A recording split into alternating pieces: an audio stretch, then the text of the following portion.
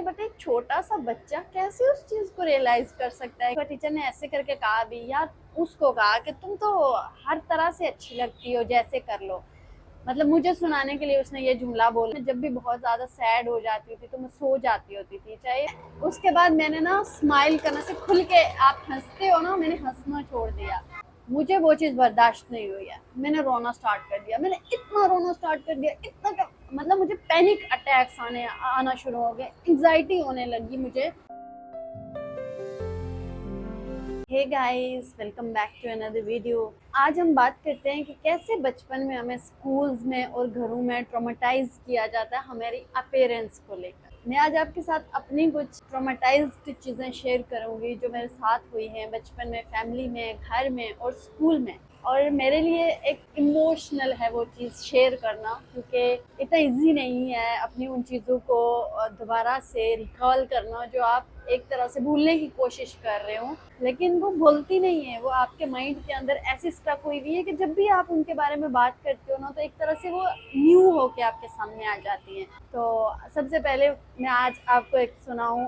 मैं छोटी थी जब, तो मैं ऐसे बहुत ज़्यादा, जैसे हमारे तरफ पहाड़ी एरियाज के लोग ना बहुत गोरे चिट्टे होते हैं, तो मैं उस तरह की नहीं थी। मैं थोड़ी टेन टाइप की थी, मतलब काफ़ी ज़्यादा धूप में खेलती होती थी, तो इस टाइप का बच्चा थी। बहुत ज़्यादा धूप में खेलती होती थी, तो उस वजह से मैं बाकियों की तरह इतनी गोरी चिट्टी नहीं दिखती होती थी, थोड़ी सांवली दिखती होती थी मैं। तो इस चीज़ को लेकर अक्सर मतलब मेरा मजाक उड़ाया जाता था, और इनफैक्ट फैमिली में अक्सर मुझे काली कहकर बुलाते होते थे। और वो चीज़ उन लोगों के लिए तो फन थी, वो मुझे निकनेम दे रहे हैं और निकनेम से बुला रहे हैं, but that is not fun for me, क्योंकि मुझे वो चीज़ हमेशा हिट करती थी। जब भी वो उसको उस नाम को बुलाकर ना मुझे ऐसे बुलाते होते थे कि ये कर दो, वो कर दो, या काली कहकर बुलाते थे ना, तो मुझे बहुत बुरा लगता था। बट मैंने बहुत बार इस चीज़ को रियलाइज़ करने की कोशिश भी की कि यार इट्स ओके, मुझे इसको करना चाहिए। बट एक छोटा सा बच्चा कैसे उस चीज़ को रियलाइज़ कर सकता है कि मुझे, मैं जैसा हूँ वैसा हूँ। उसके ऊपर तो वो चीज़ें इफेक्ट हो रही होंगी ना।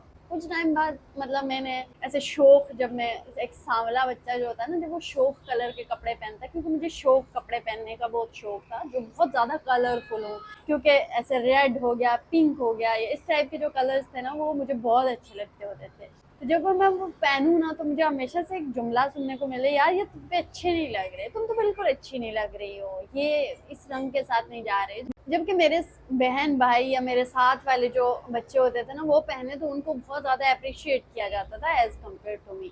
तो मुझे हमेशा से इस चीज़ का इतना दुख होता था कि मुझे क्यों होता है। फिर मैंने बहुत टाइम तक अपनी, कहीं मैंने जाना छोड़ दिया था, कि जैसे फंक्शन में जा रहे हो, किसी शादी ब्याह में जा रहे हो, तो मैंने उनमें जाना छोड़ दिया था, क्योंकि मुझे लगता था कि जब भी मैं वहाँ जाऊँगी तो मुझे इस तरह से ट्रोल किया जाएगा कि तुम अच्छी नहीं दिख रही हो। तो that time is very difficult time for me. In fact मैं आज भी जब उन चीज़ों को याद करती हूँ तो मुझे बहुत बुरा लगता है। फिर जब मैं थोड़ी सी बड़ी हुई तो स्कूल में गई, तो एक बार हमारे स्कूल में एक फंक्शन था। मैं बहुत अच्छी डिबेटर थी, क्योंकि मैं डिबेट में कभी भी मैं सेकंड पे नहीं आती थी, हमेशा फर्स्ट पे आती थी, इतनी अच्छी डिबेटर थी। तो एक बार हमारा स्कूल दूसरे स्कूल में जाने लगे थे, डिस्ट्रिक्ट लेवल पे डिबेटर जा रहे थे सारे, तो मैं जाने लगे। तो मेरे साथ एक और लड़की थी, तो वो भी जा रही थी मेरे साथ। वो इंग्लिश की डिबेटर थी, और मैं जो थी, मैं उर्दू में डिबेट कर रही थी, और हमारा बहुत अच्छा टॉपिक था, उस पर हमने जाना था, और कंपटीशन था बहुत अच्छा। तो उस पर जाने लगे, तो टीचर सुबह सुबह हमें ऐसे रेडी करने लगी ना, तो टीचर ने क्या किया कि उसको ऐसे स्कार्फ बंधाया, मतलब जो हमारी स्कूल की चादर थी वो नहीं करके उसे बंधाई ना।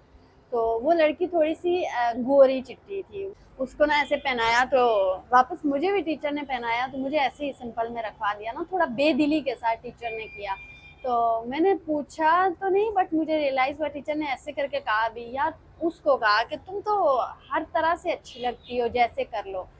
मतलब मुझे सुनाने के लिए उसने ये जुमला बोला, और मुझे बहुत बुरा लगा। मुझे लगा कि शायद मेरे ऊपर ये चीज़ अच्छी नहीं लग रही है, या मैं उस जितनी खूबसूरत नहीं लग रही हूँ, इसीलिए टीचर ने ऐसा जुमला बोला। तो हम कंपटीशन करके आए, और मैंने कंपटीशन विन किया। और उस टाइम पे मेरे अंदर ना एक और ट्रॉमा बन गया, कि मुझे लगा कि शायद मैं घर से लोग मुझे पसंद नहीं करते थे, तो हो सकता है स्कूल वाले भी मुझे पसंद ना करते हो। इसलिए उन्होंने ऐसा बोला। दैट टाइम मैं घर पे आई तो कुछ टाइम इस बात को गुजरा था, क्योंकि मैं जब भी बहुत ज़्यादा सैड हो जाती थी तो मैं सो जाती होती थी, चाहे मेरे साथ कुछ भी बुरा हुआ हो। मतलब मैं जब भी उदास हो जाती थी ना तो मैं ढेर सारा सोती थी। इनफैक्ट आज भी मैं मेरे साथ ये होता है। तो मैं वापस घर आई और मैं सो गई, स्कूल से आई कंपटीशन के बाद और मैं सो गई, और मैं अगले दिन बहुत लेट उठी ना, तब जाके थोड़ी थोड़ी चीज़ें मेरे अंदर से कम हुई। बट वो एक चीज़ आज तक ख़त्म नहीं हुई है। तो सोच सकते हो एक छोटे से बच्चे के अंदर से कैसे ख़त्म हो सकती है। वो बच्चे के अंदर तो वो चीज़ हमेशा रहती ही है, वो कभी भी ख़त्म नहीं हो सकती। मेरा ये वाला जो दांत आपको नज़र आ रहा है, ये दांत मेरा निकल रहा था उस टाइम पे। मेरे फैमिली मेंबर्स हमारे घर पे आए हैं, नाम नहीं लूँगी, बट मेरा कभी कभी मन करता है यार नाम भी ले लूँ उन लोगों का, बताने के लिए आप लोगों को कि फैमिलीज़ में भी ऐसे लोग होते हैं।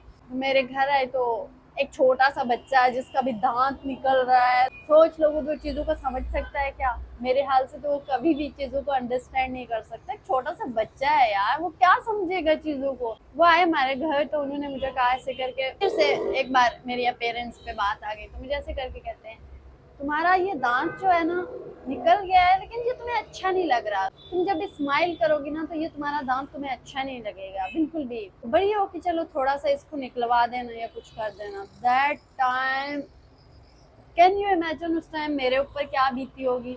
उसके बाद मैंने ना स्माइल करना से खुल के, आप हंसते हो ना, मैंने हंसना छोड़ दिया। और मैं जब भी स्कूल में जाऊँ या मैं घर पे हूँ या मैं कहीं भी हंसूँ ना, तो मैं हमेशा ऐसे करके हंसती होती थी, मुंह पे हाथ रख के, कि किसी को मेरा ये दांत नजर ना आ जाए ना। तो बहुत टाइम तक ये चीज़ चलती रही। स्कूल में भी अक्सर मैं ऐसे करके हंस रही हूँ, ऐसे करके मैं, हालांकि मैं इतनी एक्सट्रोवर्ट थी और इतनी ज़्यादा मैं चीज़ों को अंडरस्टैंड करने वाली होती थी कि मुझे नहीं लगता होता था कि कोई भी ऐसा काम होगा, घर का होगा, बाहर का होगा, जिसको मैं छोड़ सकती हूँ। मतलब मैं एक्स्ट्रा ऑर्डिनरी जो बच्चा होता है ना, वो वाली बच्ची थी। और मैं बहुत एक्सट्रोवर्ट भी थी, कि ये नहीं है कि मैं चुप करके कमरे में बैठी हुई हूँ या मैं कुछ बोल नहीं रही हूँ, ऐसा कभी भी नहीं हुआ। मैं बहुत बोलती होती थी, बहुत ज़्यादा बोलने वाली बच्ची थी। तो दैट टाइम मुझे रियलाइज़ हुआ कि शायद मैं जो चीज़ें कर रही हूँ, क्योंकि जगह जगह टोकना, जगह जगह आपकी फिजिकल अपीयरेंस पे बात करना और इस तरह की चीज़ें होने के बाद ना मैं एकदम से थोड़ी सी चुप हो गई। मतलब मैं बोलती नहीं होती थी। स्कूल में जाती थी तो हमारे स्कूल में तो वैसे भी आपको पता है कि बहुत ज़्यादा डिस्क्रिमिनेशन होता है, क्योंकि मैं एक ऐसे स्कूल में पढ़ती थी जो एक ही फैमिली का स्कूल था। फैमिली से मराद एक ही कबीले टाइप का स्कूल था, तो उसमें मैं पढ़ती होती थी। तो उस स्कूल में उस जो फैमिली के बच्चे थे उनको बहुत ज़्यादा प्रायोरिटी दी जाती थी एज़ कम्पेयर टू अस। तो वहाँ जाके एक नया ही ट्रॉमा बन गया हमारे लिए कि स्कूल में भी ये चीज़ होती है। उन बच्चों को हमेशा प्रायोरिटी लिस्ट में रखा जाता, कहीं भेजना हो, कुछ देना हो, कंपटीशन में देना हो, टीचर्स उनके साथ कोऑर्डिनेट करेंगी, एज कम्पेयर टू अस हमें इग्नोर कर दिया जाता था। तो बाकी तो बच्चों को इतना ज़्यादा फील नहीं होता था, क्योंकि कुछ बच्चे सेंसिटिव होते हैं और मैं बहुत सेंसिटिव थी और मैं छोटी छोटी चीज़ों को भी ना फील करती होती थी। तो ये सारी चीज़ें वहाँ पे फैमिली वाला ट्रॉमा आके स्टार्ट हो गया कि उसकी फैमिली को दी जा रही है प्रायोरिटी और मुझे नहीं दी जा रही। जैसे तैसे कर कर कर करके मेरा जो है वो स्कूल का टाइम ख़त्म हो गया। अब मैं कॉलेज में आ गई। अब कॉलेज का एक जो बच्चा होता है, आप सोच सकते हो कि कॉलेज में बच्चा नहीं होता। जब फर्स्ट ईयर में आप एडमिशन लेते हो तो आप तकरीबन कितने साल के हो चुके हो, 16 प्लस हो चुके होते हो, 17 ईयर के हो चुके होते हो। बाज़ लोग तो इससे भी बड़े होते हैं, but I was 17 year old. मैंने कॉलेज में एडमिशन लिया और कॉलेज में जाके नई चीज़ें स्टार्ट हो गई। मुझे एक्चुअली एडमिशन करवाया गया ना, मुझे ज़्यादातर इंजीनियरिंग की तरफ शौक था, क्योंकि मैं प्रैक्टिकल चीज़ों पे बिलीव करती थी। मुझसे रट्टा वट्टा नहीं लगता था। बट चूंकि घर वालों को लगता था कि मैं नहीं, मुझे बायो पढ़नी चाहिए, मैंने बायो में एडमिशन ले लिया, मेडिकल में एडमिशन ले लिया, क्योंकि मेरा डॉक्टर बनने का कोई इरादा नहीं था, बट ले लिया मैंने एडमिशन। अब वहाँ पे जो हमारी टीचर थी, शी वाज फिजिक्स टीचर, और एक ऐसी टीचर थी, मतलब मेरे लाइफ में कभी भी, कहते हैं टीचर्स के बारे में बुरा नहीं बोलना चाहिए, लेकिन मैं कहती हूँ कि मुझे लाइफ में जो सबसे बुरा इंसान लगता था ना, वो टीचर लगती थी। होते हैं ऐसे टॉक्सिक टीचर, आप ये मत बोलोगे कोई टीचर हो गया तो वो अच्छा ही होगा, ऐसा नहीं होता। यहाँ पेरेंट्स भी टॉक्सिक होते हैं, टीचर तो चलो दूर की बात है। उस टाइम पे टीचर ने क्या किया कि टीचर ने मुझे, मैं स्कूल में कॉलेज में गई नहीं थी पहले दिन, और दूसरे दिन मैं कॉलेज में बुक लेना भूल गई थी घर से, क्योंकि मेरा घर बहुत दूर था, बहुत दूर से आती होती थी। तो मैं बुक लाना भूल गई कि उस दिन वो वाला टाइम, क्या पता वो वाला पीरियड होगा या नहीं होगा, तो मैं बुक लाना भूल गई। अब टीचर ने क्या किया कि टीचर ने मुझे क्लास से बाहर निकाल दिया। क्लास से बाहर निकाल के खड़ा कर दिया एक फर्स्ट ईयर के बच्चे को, जिसको अक्ल है, शऊर है, सारी चीजें हैं। कैन यू इमेजिन, बाहर खड़ा कर दिया। मुझे वो चीज़ बर्दाश्त नहीं हुई है, मैंने रोना स्टार्ट कर दिया, मैंने इतना रोना स्टार्ट कर दिया, इतना मतलब मुझे पैनिक अटैक्स आना शुरू हो गए, एंग्जाइटी होने लगी मुझे।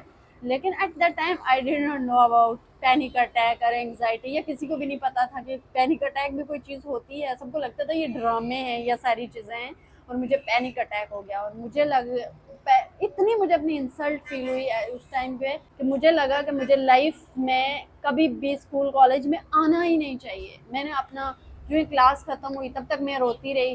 क्लास खत्म हुई तो मैंने अपना बैग उठाया और मैं घर आ गई और मैंने कॉलेज छोड़ दिया, क्योंकि मुझे नहीं जाना था उस कॉलेज में, और स्पेशली उस टीचर से तो कभी भी नहीं पढ़ना था ना। वो चीज़ ट्रॉमा बन गई मेरे लिए। मुझे लगता था कि हर सब टीचर्स ऐसे हैं या सब ऐसे हैं, और इनफैक्ट हैं भी ऐसे। मतलब मैं कभी भी नहीं कह रही हूँ कि मुझे एकेडमिक करियर में कोई भी अच्छा टीचर मिला हो, सिवाय एक टीचर के जो मुझे केमिस्ट्री पढ़ाती थी। She was so nice teacher, और मुझे लगता है कि अगर ऐसे ही टीचर्स हों हमारे पास तो शायद हमारे बच्चे कभी भी ट्रॉमा का शिकार ना हो, बल्कि कुछ बनकर स्कूल कॉलेज से निकले। तो वापस मैं घर आ गई और मैंने कॉलेज छोड़ दिया। मैंने कभी किसी को नहीं बताया, क्योंकि हमारे घर में मेरी किसी से इतनी अच्छी दोस्ती तो थी नहीं कि मैं घर में आके चीज़ें शेयर कर सकूँ। अब घर में शेयर करना भी ऐसा लगता था जैसे इंसल्ट है, इंसल्ट की तरह ट्रीट किया जाता था। तो मुझे नहीं अच्छा लगता था कभी भी कि मैं घर में आके उन चीज़ों को शेयर कर सकूँ, अपने पेरेंट्स के साथ शेयर कर सकूँ, बहन भाइयों के साथ कर सकूँ, या अपने दोस्तों के साथ कर सकूँ। हमें लगता था कि बस हम एक परफेक्ट लोग हैं और हमें फर्स्ट आना चाहिए स्कूल में, हमारे अच्छे नंबर आने चाहिए, हमारी लाइफ परफेक्ट है, सारी चीज़ें बस परफेक्ट होनी चाहिए, उसमें कोई इम्परफेक्शन या मिस्टेक की कोई गुंजाइश ही नहीं थी। तो that was very difficult time for me. In fact मैंने अक्सर स्कूल में ये वाले जुमले भी सुने हैं कि टीचर हमें कहा करती थी कि ओ हो तुम अगले घर जाकर क्या करोगी। कैन यू इमेजिन कि एक छोटा सा बच्चा अगर ये बात सुनेगा तुम अगले घर जाकर क्या करोगी, तो उस पर क्या बीतेगा। इन सारी चीज़ों से ना हमारे एजुकेशन सिस्टम पे एक सवाल पैदा होता है कि हमारा एजुकेशन सिस्टम खराब है या हमारा घर खराब है। कहीं ना कहीं तो प्रॉब्लम्स हैं जो बच्चों को अंडरस्टैंड नहीं करते। तो मैं आखिर में आप सबको ये बात कहना चाह रही हूँ कि स्कूल्स में अगर आपने अपने बच्चे छोड़े हुए ना, आप, मैं तो कहती हूँ वीकली रिपोर्ट लो, मंथली छोड़ो, अपने बच्चों के साथ दोस्ती करो ताकि वो चीज़ें आके आपके साथ शेयर करें। क्योंकि जब वो शेयर नहीं करेंगे ना तो दो टाइप के बच्चे बनकर निकलेंगे। एक तो अगर आप बहुत ज़्यादा कंट्रोलिंग पेरेंट्स या कंट्रोलिंग टीचर हो तो वो बच्चा, उसका कॉन्फिडेंस लेवल लो हो जाएगा, वो कुछ बोलना बंद कर देगा, वो सोचना बंद कर देगा, वो सवाल करना बंद कर देगा, और वो मतलब चुप हो जाएगा अपनी ज़िंदगी में, क्योंकि वो ट्रॉमेटाइज्ड हो गया है। और दूसरा बच्चा वो होगा जो उस टाइम तो चुप हो जाएगा लेकिन बाद में बहुत ज़्यादा बागी बन जाएगा, वो किसी की बात नहीं सुनेगा और वो वही करेगा जो अपना चाहेगा। और मैं सेकंड वाली बच्ची बनी थी, क्योंकि मुझे किसी की परवाह नहीं होती थी, और शायद मैं अभी भी काफ़ी ज़्यादा बागी किस्म की बंदी बन गई हूँ। तो याद रखो, ये बचपन के जो ट्रॉमास होते हैं ना, ये कभी भी ख़त्म नहीं होते। इनफैक्ट मेरी लाइफ में तो बहुत ज़्यादा हुए हैं, क्योंकि मैं दो टाइप की बंदी थी।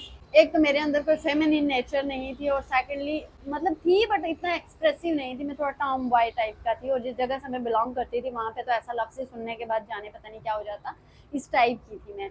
क्योंकि मेरे शौक जो थे वो लड़कियों वाले बहुत कम होते थे, और मुझे खेलने में बहुत इंटरेस्ट थी, मुझे हर उस चीज़ में इंटरेस्ट थी वो जो फिज़िकल एक्टिविटीज़ में आता हो, मुझे बहुत ज़्यादा इंटरेस्ट थी। तो दो तरह के बच्चे बनते हैं। तो मैं इसलिए हमेशा कहती हूँ कि पेरेंट्स से बच्चों को ख्याल रखना चाहिए आपको। अगर आपका स्कूल अच्छा है तो आपके बच्चे कुछ बनेंगे, अगर आपका स्कूल अच्छा नहीं है तो याद रखो कि आपके बच्चे कभी भी कुछ अच्छा नहीं कर सकते सिवाय उन ट्रॉमास के, जिनको ख़त्म करते करते उन्हें ज़िंदगी लग जाएगी। तो बच्चों को कभी भी एक कंट्रोलिंग माहौल के अंदर नहीं रखो, क्योंकि कंट्रोलिंग माहौल के अंदर अगर आप बच्चों को रखोगे तो वो बच्चे अपना डिसीजन मेकिंग नहीं कर सकेंगे, वो फ्यूचर में अपने लिए कुछ अच्छा नहीं कर सकेंगे, वो आपके कंट्रोल में ही रहेंगे। तो इसलिए बच्चों को स्पेस दो, उनको अंडरस्टैंड करो। ये मत सोचो कि यार ये बच्चा, इसको क्या पता चलता है, इसको ताना वाना मार दो, इसको दो चार थप्पड़ मार दो इसको। नहीं, बच्चे बहुत अंडरस्टैंड करते हैं। ये कोई झूठ कहता है कि आज की जनरेशन जो है वो अल्फा जनरेशन ऐसा करती है, जेन ज़ी नहीं करती थी।